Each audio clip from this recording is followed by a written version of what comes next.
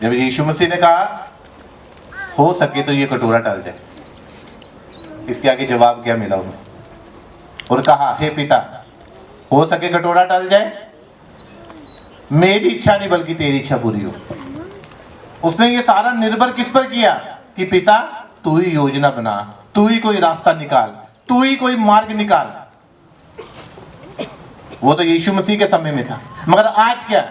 आज जब हम किसी कंफ्यूजन में हैं, हमारे आगे भी कोई कंफ्यूजन है, हर व्यक्ति का ये कंफ्यूजन है, उसको आगे बढ़ने के लिए क्या चाहिए? इसीलिए परमेश्वर ने जगत से ऐसा प्रेम रखा कि उसने अपना इकलौता पुत्र दे दिया।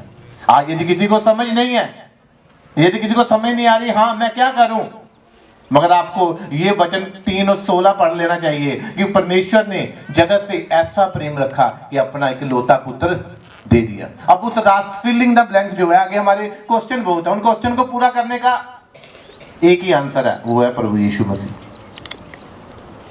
हालेलुया। इसीलिए यूहन्ना 3:16 में क्या लिखा कि परमेश्वर ने जगत से ऐसा प्रेम रखा कि अपना इकलौता पुत्र दे दिया, जो उस पर विश्वास करेगा। आज क्वेश्चन बहुत सारे हैं, मगर उन सब का आंसर एक ही है, वो है प्रभु यीशु मसीह। आमीन। हालेलुया। और इसीलिए उसने कहा तेरी इच्छा पूरी हो। और परमेश्वर की इच्छा क्या है? वो चाहता है कि उसके प्रिय पुत्र को आप उसकी सहायता लो। आमीन। परमेश्वर की इच्छा क्या है? परमेश्वर ने अपना इकलौता पुत्र दे दिया। उसने कहा पिता मेरी नहीं बल्कि तेरी इच्छा पूरी हो। बोलता पिता ने क्या कहा? परमेश्वर ने क्या कहा? कहते तुझे ही, तेरे पिए बगैर ये कटोरा ये टल नहीं सकता। आमीन। कुछ लोग प्रॉब्लम समझ आ रही कि नहीं आ रही? आज का वचन कुछ लोगों के लिए प्रॉब्लम्स होती है, वो सोचते हैं कि प्रार्थना करो, कुछ कहते हैं वो हेल्प करे, कुछ कहता है वो हेल्प करे। हर व्यक्ति अपनी अपनी हेल्प अपनी अपनी योजना के अनुसार चलता है, मगर उसने क्या कहा? पिता तेरी इच्छा पूरी। हर व्यक्ति चलता अपनी अपनी सोच के अनुसार, मगर परमेश्वर ने हल दे दिया। बोलता जो कोई इस पे विश्वास करेगा, किस पे?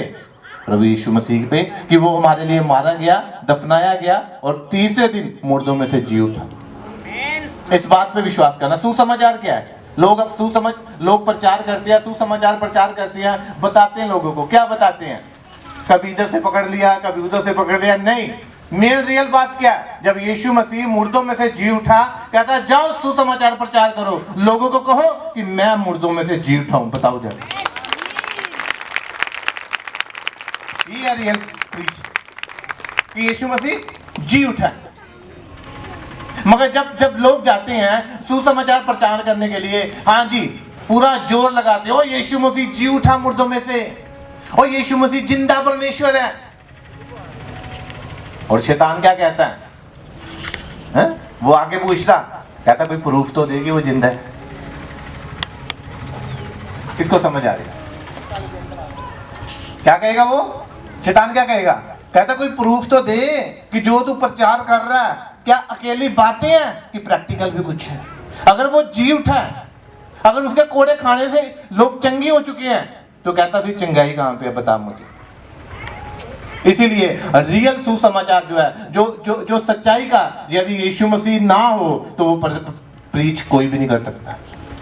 इसीलिए लिखा, यीशु मसीह जब चेले सुसमाचार सुनाते थे, वो चिन्ह और चमत्कार साबित करके अपने आप को बताता था कि ये जो बोल रहे हैं वो बिल्कुल सही बोल रहे हैं। वो साथ था। आमीन। आमीन। समझ आ रही कि नहीं आ रही? अगर खाली प्रचार करी जाए और यीशु मसीह मुर्दों में से जी उठा, और ये पतरस यूहन्ना बचेले भी ऐसे ही करते थे, प्रेरित भी ऐसे करते थे, और लोग कहते थे कि ऐसा तो काम सिकवा के बेटे भी कर सकते थे। उन्होंने करने की कोशिश की अकेला बातों से, कि जिस यीशु का प्रचार कहते पौलुस करता है, बाकी चेले लोग करते जिस यीशु का प्रचार, कहते उसी यीशु के नाम से तू निकल जा। दुष्ट आत्मा को कहते हैं। तो दुष्ट आत्मा आगे से क्या कहता? कहते यीशु को तो हम जानते हैं और पौलुस को भी जानते हैं, तू कौन है? तू अकेला बोलने वाला है, तेरे पीछे वो जिंदा हुआ यीशु मसीह नहीं खड़ा है। इसीलिए उसने दुष्ट आत्मा को अटैक किया और उसको भगा दिया मारकर और घायल करके। कितने जन समझ रहे? अगर अकेला प्रचार करेंगे हम, अगर सामर्थ्य ना होगी और जिसका प्रचार कर रहे हैं यदि वो साथ में नहीं होगा, तो हम कभी भी साबित नहीं कर पाएंगे कि यीशु मसीह मुर्दों में से जी उठा, कि उसके कोड़े खाने से हम लोग चंगी हो चुके। आज प्रीच है, अच्छे से अच्छे प्रीचर है, BTH वाले हैं, ट्रेनिंग वाले अच्छे से अच्छे हैं, मगर वो इस बात को साबित नहीं कर सकते कि यीशु मसीह मुर्दों में से जी उठा, क्योंकि यीशु मसीह अपनी बातों और कामों में सामर्थी था। और यदि आपकी बातें हैं और आपके काम भी सामर्थी होने चाहिए, आपकी बातें और काम तब सामर्थी होंगे जब वो सामर्थी आपके साथ खड़ा होगा। तो हालेलुया। पौलुस ने कितनी बार कहा चेलों को, कहते मैं यीशु मसीह का प्रचार कर रहा हूं। कई चेलों ने कहा हाँ पौलुस जो है वो यीशु मसीह का प्रचार करता, वो हमारा ही भाई है। तो पतरस वगैरह बाकी चेले क्या कहते नहीं हमें विश्वास नहीं है, वो तो उसने चिट्ठियां निकाल ली थी पकड़ने के लिए, मरवाने के लिए मसीह लोगों को। कहता नहीं, तो किस बात पे यकीन आया? पौलुस प्रीचो करता था, सुसमाचार तो सुनाता था, मगर बाकी चेलों ने उसकी बात नहीं मानी। कब बात मानी? जब पौलुस मुर्दे जिंदा करने लगा, चमत्कार करने लगा, चिन्ह चमत्कार परमेश्वर उसके द्वारा करने लगा, तब उन्होंने माना हाँ पौलुस के साथ यीशु मसीह है, जो हमारे साथ था वो इसी के साथ है, जिसने हमें चुना उसी ने इसे चुना।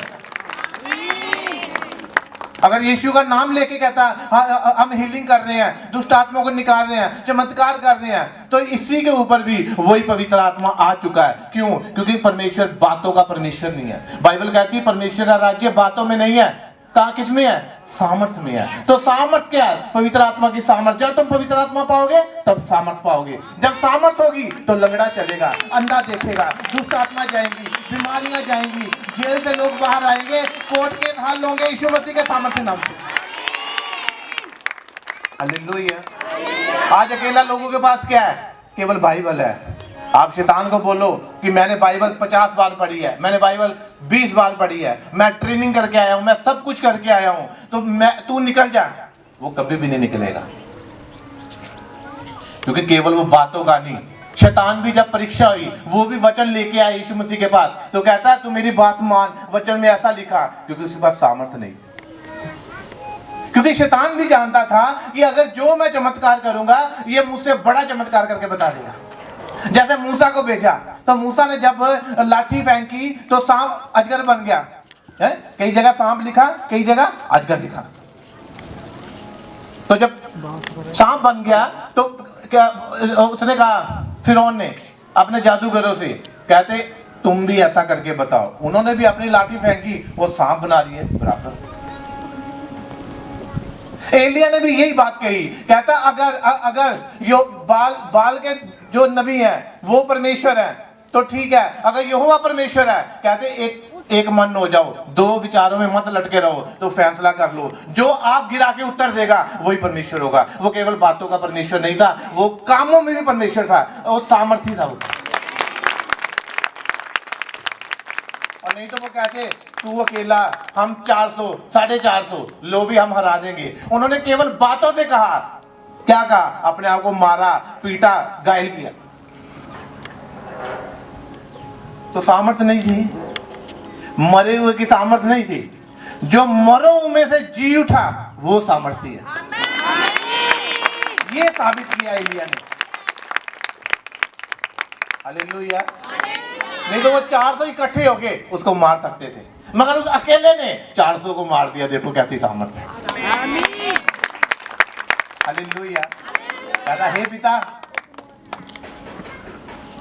यदि हो सके तो ये कटोरा मेरे आगे से टल जाए, यदि तेरी इच्छा पूरी हो, मेरी इच्छा नहीं।